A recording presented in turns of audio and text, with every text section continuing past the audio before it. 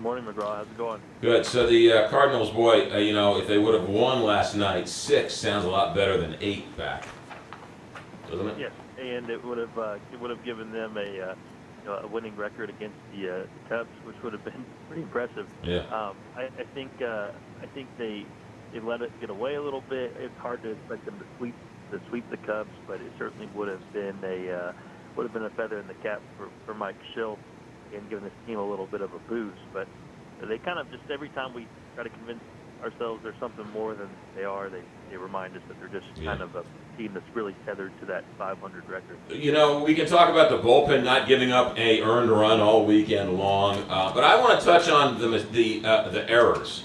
Yesterday, the error that opened the door that brought in all the Cubs runs and ultimately lost the game. And over the last number of years, the Cardinals have made a lot of errors. But here's my question for you. Hasn't that been a sort of an organizational choice to go for the bat as opposed to the glove? And so we're sort of seeing the results of that company-wide decision?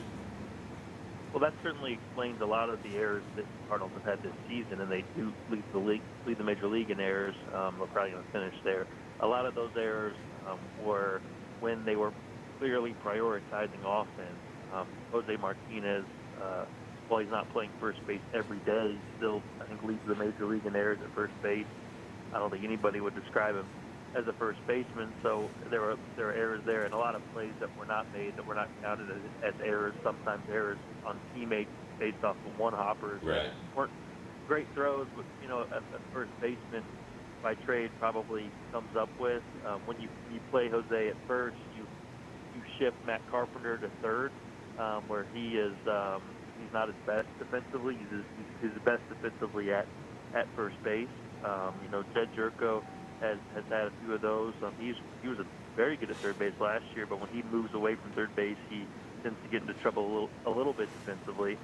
Since Mike Schills has taken over, they've tried to kind of prioritize at least their infield defense, and that's shown some problems because sometimes their best options defensively are still not the most sound.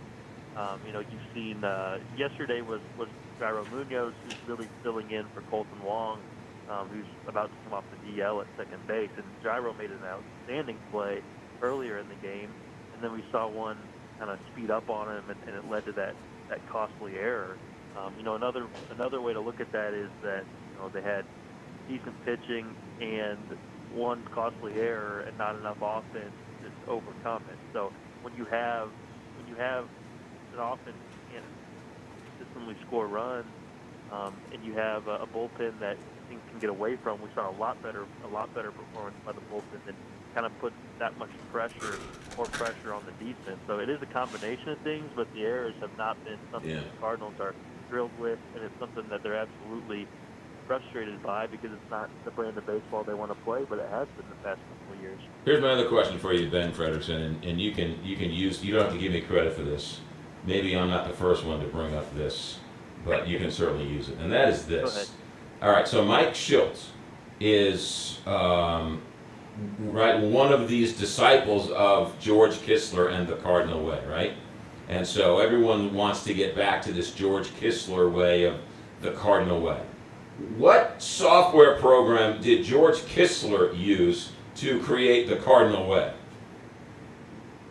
George Kissel, McGraw. George Kissel, I'm sorry. I don't think he was much of a technology guy. I think Well, he had more pen and paper. Right, so that's my point. Everyone's all caught up in all this technology stuff, and they want to go back to the guy who was old school. So explain to me the disconnect of all this technology and launch angle and spin rates and all this other stuff, and yet they want to go back to George Kissel, who was old school.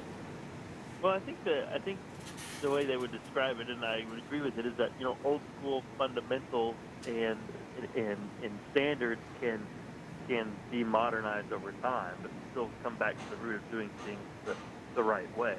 And Schilt, his credit, is very much a Kissel disciple. He carries the book, not the iPad. I'll mention the book around with him of all of his notes from George Kissel. It was actually given to him by a family member Kissel family member. Right. It's really neat to see. It's kind of almost like an owner's manual. It looks like about the size of a car owner's manual, and it's tucked into a black beaten up leather sleeve, and he keeps. I mean, you can see it on his desk when you're doing interviews with him, and he makes out his lineup in paper. I mean, he's got some old school tendencies to it, and I think over time you'll see. I think what the Cardinals are trying to get back to, and I would encourage this, and I think it lines up with some of what you're saying, is they've got to figure out a way to get back to teaching and encouraging and demanding strong fundamentals at the major league level.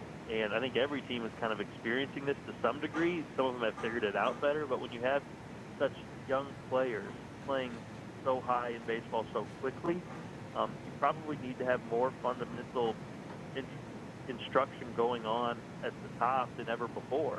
Because it used to be that by the time you got there, you'd been through years and years of the minors, and now that guy might be 21 years old playing in the majors and maybe spent, barely spent any time in the minors. So I think they've got to figure out a way to get that instruction, to get those fundamentals back at the major league level, and not just the Cardinals, but also if the Cardinals are wanting to get rid of the errors, and they've got to start playing their best defense.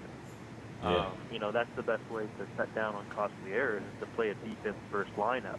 The problem is there are times when that cut into the offense. So you better have really good pitching if you're going to have, a defense-first approach, and you better put the ball in play even if you're not going to hit it out of the park. So that, to me, is the point where the Cardinals are. They don't know, I don't think, what kind of team they are. Yeah, I would agree with that. They're trying to go crazy for power, and then the errors in the bullpen blow out on them. We see them try to go pitching first or defense, and then the defense first guys make an error. They've got to decide what their identity is, and they've also got to go get some players with some increased star power who are just going to raise the talent level of the team across the board. Are they done, or can we expect more trades between now and tomorrow afternoon? Yeah, I don't think they're done. One of the names to watch right now is Bud Norris. He's been very effective as a Cardinals closer, but if they're truly looking at making deals for next season and beyond, then he's the kind of guy who can get you some return, and there's interest in him. The Red Sox, for example, have been high on Bud Norris as adding him to the piece. He's on a one-year deal. He does not have an extension lined up here yet. He could be back. He would want to be back, but if you're going to move him, you're probably going to get the best return for him now. Yeah. And I think the Cardinals are going to look to be, they're not going to call it selling, but I think they're going to look to be open to moving pieces that they feel like they can get returns for that help them for next season. And they've been pretty obvious and clear about the fact that they're not going to make moves to try to specifically help them this year. They're thinking long term, maybe if somebody can help them with both, that's great. But I would even go as far to say, look, if you can find returns that you want for a guy like Jose Martinez, who clearly is a great hitter, and has been since he got here, but doesn't have a place defensively. And even maybe, like a Marcell Ozuna who's starting to heat up. He's on a 2-year deal with 1 year left. Does he have a long-term future here? And you have a ton of outfielders. Maybe you can maximize the return on him. And even people kind of are going to shock at this, but Carlos Martinez, if he needs a good starting pitcher, the Cardinals opened the opportunity for Carlos to ascend to that ace level this season, and he hasn't done it. He's had some injury issues. He's also, at times been unreliable on and off the field. So you're either going to have to get a better starting pitcher, or you should move him and let the youth take over and try to get what you can for him. So I would be aggressive. I think the Cardinals fans would appreciate shake-up here because they're tired of watching the same old thing. Can you pass along to the powers that be that when they have the induction Hall of Fames to not have 15 baseball games on the same day? Can't they figure out a time to have it separated? I'm with you. Right? Okay. At least there's enough off days that you think they could put that on one. I don't really understand that either. That's kind of like a play straight out of the NHL playbook where they do try to do something big on another night where a sport is doing something crazy. Why would you want to compete against yourself? I don't get that one either. Thank you. All right, we can end on that. BenFred, STLtoday.com, and with the sports guys at night. Thanks, Ben. Have a good week. You bet, man. I'll tell the Cardinals to throw out all their computers at your advice. Thank you. Yes, care of me. Thanks. All right, Ben.